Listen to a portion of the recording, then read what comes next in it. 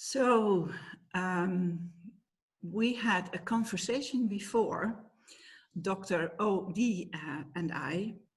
I'm helping people with loss in this COVID period in the Netherlands. I coordinate for the National Organization of Loss and Grief. And Dr. Oudi and I met briefly, and we want to continue our conversation. So, and I really would like to ask you three questions. You write books for children. Can you tell me why? What is your why? And perhaps you can reflect a little bit on your vision on loss. And anything else that might come up during this conversation. But surely we will end with a poem, with your poem. Is that okay for you? Sounds great. Sounds perfect. So yeah, I'll the way the book started was very simple. 2003, I was in a car accident or a near-death experience. I was driving in the car, almost hit an animal in my lane. I got out of the way. I saw myself bloody as my car was spinning. I saw myself bloody in the hospital just for a flash, for a moment. I felt completely helpless. I had no control because I literally let go of the steering wheel. But miraculously, nothing happened. My car landed safely on the side of the highway, although it was facing the opposite way.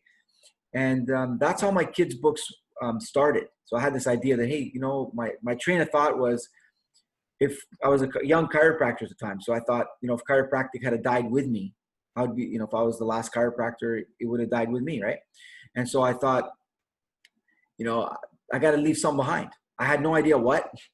And as we discussed, you know, it was like I felt like it was the hand of God that reached down, just spun my car out and said, okay, here comes a writer. And I was struggling with myself thinking, I don't know how to write. I think maybe you picked the wrong guy or that kind of thing. And yeah, so that's how it started. The why now is because that was back in 2003. But the why now is in part thanks to you and many other people, because during the lockdown, my son had pretty much consumed all his reading material. And he stumbled across my book called Move Your Body. It's the red one behind me here. And it basically talks about the fact that there's no right way to exercise. You know, the main thing is just move your body, right? Just do what you love. Just if you like to swim, swim, run, run. And so he's like, okay, Dad, that's pretty cool. So I was like, he hates my books. He's always hated my books. He's 8 years old, and he just, you know, my first take at writing, the books that are printed are all black and white. They're not so good. But you know, they say before you become a good writer, and I don't know what that is yet, you got to be a bad writer. You got to pump out a lot of bad material first. So anyway, then I spoke with you, and we talked about, if you remember, that, you know, during the lockdown, you're far from your granddaughter. You wish you could hug her. Yeah. So Thank you for sharing that. And then the third thing was a story about a gentleman in the States. He was speaking on Facebook. I believe it was Facebook Live, and he was talking about his 12-year-old son. Hope I got the facts straight, but he hung himself, I want to say, in his closet. And then it was his younger sister who found him. And my mom came in the living room, and I was covered in tears on the couch. So the why is really just to make a difference, you know, is to be able to bring in some personal development, personal growth stories at a young age, so we can plant some seeds. So we don't have to, it's not so hard to fix a broken adult, really. And the last thing I'll say about that is, in 2003, even though I had this near-death experience and this call, if you will, to write, and I wrote the book, and I had an illustrator complete the book, and it was ready to go, I didn't print because I was nervous about the cost and the finances and being distracted from being a chiropractor and all that. And it was actually a lady who jumped out of the 11th story of my building. And that night, I couldn't sleep. And the next day, I decided that maybe I could have made a little difference. And that's what I decided to print. And Margreeth, one last thing is, I just posted something on LinkedIn just yesterday, yesterday. And I was just asking people, I said, hey, what's the one lesson you wish you learned earlier in life? And I've had several comments. Yeah, and so that's really what I want to do, is I want to leave a legacy of children's stories that like help encapsulate the key life principles and downsized in a young age that's palatable and can really make a difference in people's lives. So that's the answer to your first question, the long version. Beautiful. Thank you very much. There is a lot of loss in your stories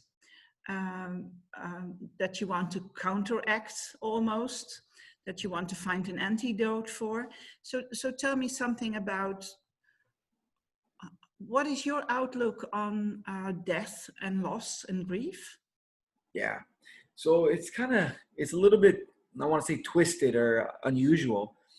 My experiences with death, besides the near-death experience that sparked me to write, when I was 21 years old, I was diagnosed with a mild form of cancer. And it was tough, right? You can imagine at that age, right before the summer holiday, I received that diagnosis, and I was quite lost and depressed. And I didn't really know what to do. And then I came across this lyric from a Bob Marley song. The song is "Pass It On," and the lyric is, "Live for yourself and you live in vain. Live for others and you live again." And that just stuck with me day after day. And I thought, as I was preparing for my final exams, I thought to myself, what could I leave my family as a gift? And I'm thinking the only thing they want is for me to live. I mean, leaving them a gift seems kind of, odd. When the most obvious gift I can't leave them with is not an option. And so I came up with this idea that, hey, maybe after days of racking my brain, that maybe I could leave them a gift of getting straight A's in my finals, because I hated school, hated university. I wasn't an A student. I got one credit in grade 11. I realized in university that it was just a fancy word for more school. But I thought that was it. And I was consumed by that idea. I remember walking around, instead of not being able to smile, I had this little smirk on my face. And my mom kept saying, "What's up with you? What's going on with you?" And I was like, "Oh, nothing." But so I went, I got my final exams done. I got straight A's. One of the professors asked me if I could rewrite the physics exam, because in 25 years or 20 years, he hasn't seen anyone get an A. And you'll see where I'm going with this. I'm not really bragging. At this point I am, but you'll see where it's going. And so he thought I was cheating, obviously, and he made me rewrite it in front of him. But I learned a very valuable lesson. And this, again, sparked by the potential of dying. And the lesson was that if you want to get an A in life, if you want to finish first, so to speak, put yourself second. And because I couldn't get an A for me, God knows I tried, but when I did it for them, it was almost too easy. So that's what the thought and the fear of death did for me, even though it was a mild form of cancer. And I didn't know that at the time, though. But it was in 2004 that my father, in my reception area, my clinic, suffered a heart attack. He made it into the operating room, but he never made it back out. And it was a very earth-shattering, life-changing thing for my whole family. That's why I moved to the UAE. But at the time, I remember sitting next to my mom on the couch. My mom had a really hard time with this. And so I hired Dr. John D. Martini, a fellow chiropractor and human behavioral specialist, and does a lot of great things. He helped her, with this whole grieving process very quickly in just a couple hours, I think, an hour and a half or so. Really helped her.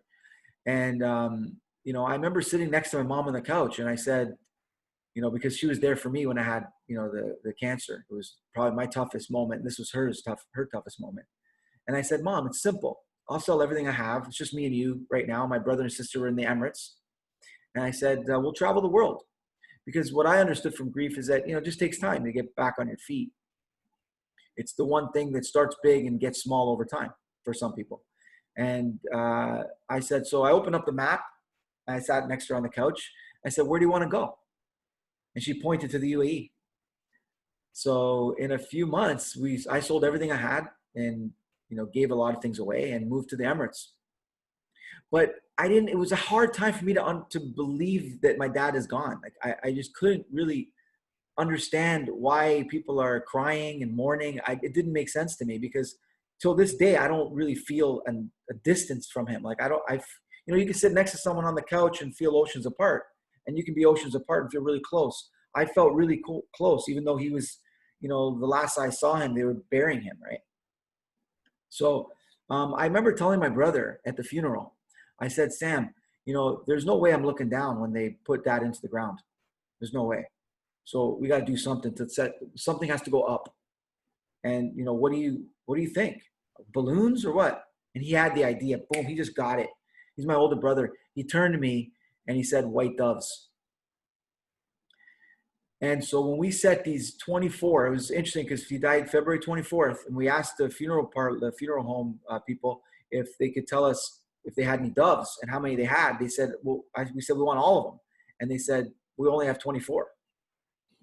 And I was like, are you kidding me? That's perfect. And so as they lowered my father into the ground, my mom opened the cage, and you can imagine how loud they were, coming out of the cage and going into formation in the sky. It was the most beautiful thing. And so I even told my mom that I said, Mom, I don't want to wear black. I just don't want to wear black. I want to wear color. I want to celebrate the fact that there's a freeing of his spirit. Why are we mourning his body when his spirit is free? And she said, Oudi, I understand you. I really understand you. But for me, just don't do that because people won't understand you. Me coming in a clown outfit wouldn't be taken in the right way necessarily. So I was like, Mom, I don't want to wear a clown outfit. I want to wear just a colorful tie, black with a colorful tie. But for her, I didn't do it. So that's my take on death. I call death the longest living lie. And I think that it's quite odd that we understand science that energy can't be created nor destroyed, that an ice cube melts and turns into water and the ice cube doesn't die. A baby turns into a baby with no hair, turns into a young girl with long, beautiful hair, golden hair. And then she becomes pregnant, her belly changes, and then she becomes gray and wrinkled. And then, she eventually turns into invisible form, angelic form. Those are all forms. Right. Well, that's amazing that you share this with us. Thank you so much. Just stay around a little bit on your vision. When people die and they lose their form, they lose their body, but the spirit cannot be lost. That's what you're saying, right? That's correct. So what is your vision on grief? Because the physical body disappears. We're not able to look somebody in the eye, not holding a hand, not be held by a loved one anymore, not be touched by a loved one anymore. Right. So can you reflect a little bit on grief and the sense that the spirit is not gone, that there is just a freeing of the spirit? Sure. So like, imagine you have an ice cube and it's one solid piece. And then when it evaporates and turns into steam, it's now hundreds or countless of particles, hundreds, thousands of particles. So the ice cube, the water in that form, in this form of ice, is one. And then it turns into the form of many. And so when the person dies, that their traits, which is really what we miss the most. We don't actually miss the negative things about people. We don't miss the snoring at night. The things that bother us, of course. We miss the positive things. In fact, even when we had a puppy and we borrowed a puppy for a week because there was a family that had some allergies, and then we had to give the puppy back. And my 4-year-old now, just turned 4, missing her. It's like, I miss Skylar. I want Skylar. I want Skylar, he was saying. Not I miss her. He was saying, I want Skylar. And so we had a discussion with my wife that, he's only missing the positive forms of her. So let's just find out what it is. So I said, so what do you miss, Jad? And he said, I miss playing with her. I miss playing, running with her. I said, okay, but who are you running with now? He's like, you and mommy and Nana and Eddie, my brother, and Mariam, our helper, so he started naming names. I said, yeah. And, when you play with us, you can tag us and then we'll run after and tag you back. But a dog doesn't really know how to play the game, right? He's like, yeah. What else do you miss? Oh, I miss, jumping up and down and running. Well, who's jumping up and down with you now? And of course it was his brother, and he named the same people. So like when we miss the one form, the norm is for things to change form. We know that the only thing that stays the same is change. Of course, you know that. But the idea is that it doesn't change from one form, like baby to girl, but it's the same person. It changes, it gets dispersed. And so all these traits, the smiles over here and the eyes over here and the warmth is over here and the hugs over here, and they're just different forms. And that's why I see my father. And the first thing I remember seeing when they pronounced my father dead, I remember hugging my brother and sister. And just before that, I was thinking, when I seen in their faces, I knew that he died because I came into the hospital, seeing their faces.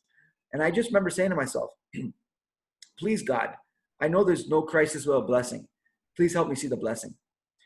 And as I said that, I looked up and I was hugging my brother and sister, and I hadn't hugged them in ages because they were in the Emirates. So that's when I seen that crisis comes with blessing. Like my cancer came with me discovering that if you want to finish first in life, you put people second. If you want to finish first, you put yourself second. And then I remember going in to tell my mom, because I was asked to break the news to my mom. And I remember looking at my mom's hand, and I seen freckles that I never noticed before. There were freckles that just reminded me of my father. And then the people that started coming in, I started seeing my dad smile at other people, and it felt really bizarre, and I couldn't believe it. And that's why it was so hard for me to mourn and to grieve, because you only miss what's missing. Like if your stomach is empty, okay, you seek what's missing, you seek the food, and you miss what's missing. But if there isn't anything missing, there's nothing to seek, and there's nothing to miss. It's presence. I feel presence, and I still feel his presence even when I'm talking to you. So that's the roundabout way. I went around the world to get across the street, but that's my way of putting it. Wonderful. And how is this for your mother, Oudi? How is what? How is this for your mother? How did the grief process, I'm not sure if you can say anything about her process, but how is it for her? Mom got back on her feet real quick, and we started doing things like some of the things that I recommend doing is that when somebody dies, you start dedicating things towards them. I mean, almost every conversation, talk, book, patient I treat, someone I coach, I almost, before I start, most people check their phone, check their messages. I usually check my intent, and I usually dedicate it to my dad, because my dad attended my workshops, my first workshops in the clinic. Every Monday, he'd be there every single Monday, listening to me say the same thing. Even if there's only one person in the audience, it was minus 30 outside. So my dad was always kind of patting me on my back and saying, keep going, son, do another thing, help another patient, and just encouraging me to continuing to move my message forward and to live for others, really. So is that something you can advise others to just dedicate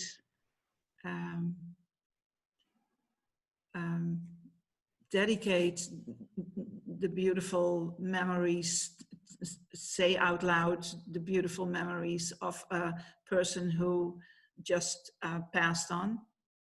I would recommend that. In fact, what I did I have a saying that says, while the many mourn, the master searches for the hidden form.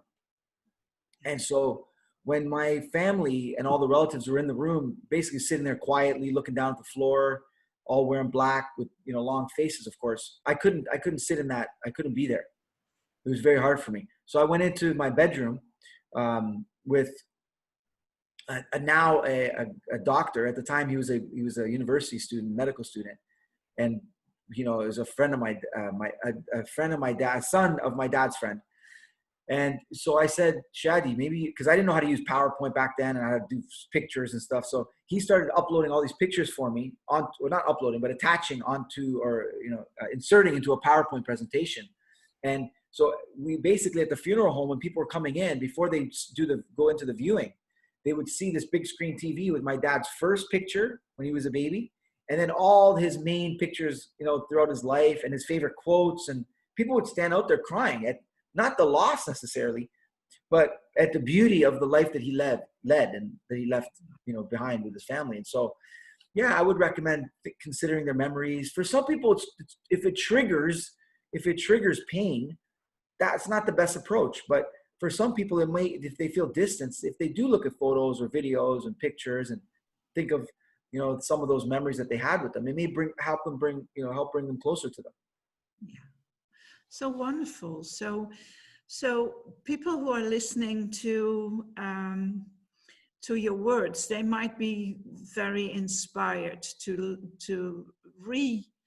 um, to remember in a different way, perhaps. So I thank you so much for sharing this with us.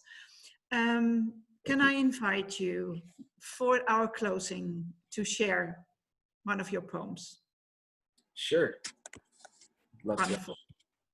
I will share a very short one, which is the basis of a kid's book that is near finished, that I wrote during the lockdown to help families understand the grief, that just take a look at loss a little differently.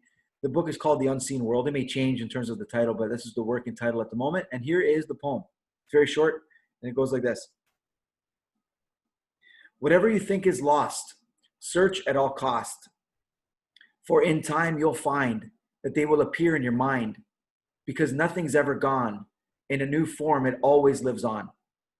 When you find the new form in your eye, you may see loss as the longest living lie.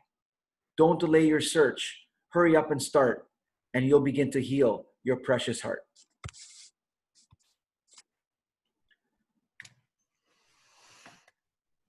Thank you so much. Wonderful. Thank you. And Margreeth, I think that would be a nice way to close, but I think it'd also be important for people to know why we connected so deeply and to understand a little bit about what you're doing in the Netherlands. And just if you could just share what you're doing at a national level there, I think that it would be able to, that would help some people for sure. Okay, let me reflect on this question.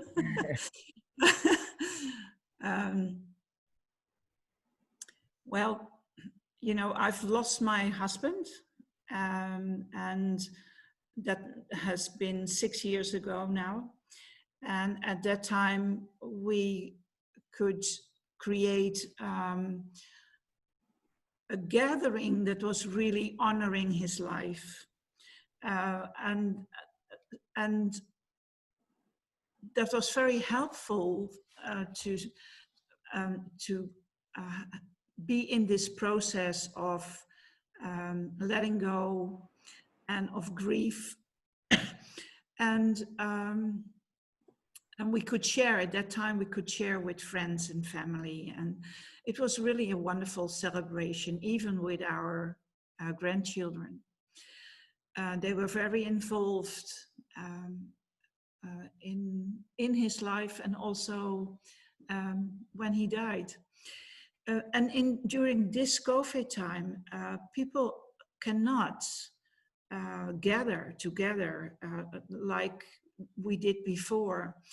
And so can you imagine you lose your wife and you have to, for instance, with a cremation, you are in this big hall sitting all by yourself, and your children and your family and your friends only on a big distance from you, with no more than 10 people there, while all the friends of your wife could, in normal time, you would have organized it differently. You would have celebrated life with her friends, with your friends, with family, and everyone who had known her, right? So that's not possible. People are really drawn back by themselves, and even when they're at home, they're not allowed. Yeah, they're quarantined. It's different now, but in the beginning of COVID time, they were not allowed to share with other people. And right.